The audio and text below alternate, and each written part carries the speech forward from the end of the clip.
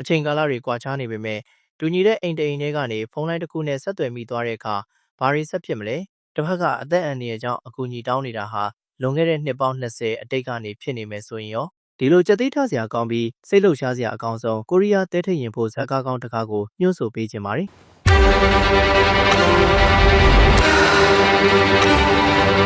ဇလန်ကတော့ဒီလိုပါ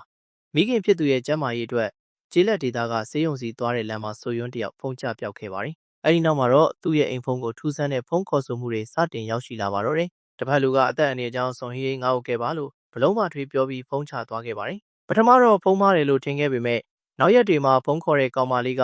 သူ့ကိုယ်သူရောင်စုလို့မိတ်ဆက်ပြီးအန္တရာယ်ရှိကြောင်းအခါခါထပ်ပြောလာပါတော့တယ်။အဲဒီနောက်ဆိုယွန်းလဲရောင်စုဆိုတဲ့နာမည်ကိုစိတ်ဝင်စားလာပြီးတိုက်တိုက်ဆိုင်ဆိုင်ပဲသူ့အိမ်ရဲ့လျှို့ဝှက်ခန်းတစ်ခုထဲကနေရောင်စုရဲ့ပုံနဲ့ဒိုင်ယာရီကိုသွားတွေ့လိုက်ရပါတယ်။အဲဒီနောက်မှာတော့သူတို့နှစ်ယောက်ဟာချိန်ကာလအဖြစ်နှစ်ပေါင်း20တိတိကွာဟနေပေမဲ့တူညီတဲ့အိမ်တိမ်ထဲမှာရောက်ရှိနေကြတယ်ဆိုတာကိုထူးဆန်းစွာပဲသိလိုက်ရပါတော့တယ်။အမေဖြစ်သူရဲ့ဆို့ဝါတဲ့ယောဂနဲ့ငယ်စဉ်ကတည်းကမီးလောင်လို့ဆုံးပါသွားခဲ့တဲ့အဖေဖြစ်သူရဲ့အကြောင်းတွေကိုပါသိရှိလာတဲ့အခါမှာတော့ဒီအချိန်ကာလကွာဟချက်ကြီးကိုအသုံးချပြီးတယောက်ရဲ့ဒုက္ခကိုတယောက်ဘယ်လိုကယ်တင်ကြမလဲဆိုတာကိုရင်တထိတ်ထိတ်နဲ့ဆက်လက်ကြည့်ရှုရမယ့်ဇာတ်ကားကောင်းတစ်ကားဖြစ်ပါတယ်။ဒီဇာတ်ကားကတော့နာမည်ကြီးမင်းသမီးကျော်ပါရှင်ဟင်းနဲ့အတူထူးချွန်တဲ့သရုပ်ဆောင်တွေအဓိကပါဝင်ထားကြပါတယ်။ဇလန်းစတင်ချိန်ကစပြီးပြီးဆုံးတဲ့အထိပရိသတ်တွေကိုရင်ခုန်သံမြန်စေပြီးတော်တော်လေးလဲထိတ်လန့်ကြောက်မက်ဖွယ်ကောင်းအောင်အကောင်းဆုံးသရုပ်ဆောင်တင်ဆက်ထားကြတာမို့လက်လိုမခံပဲကြည့်ရှုသင့်တဲ့ဇာတ်ကားကောင်းတစ်ကားပဲဖြစ်ပါတယ်။ကဲ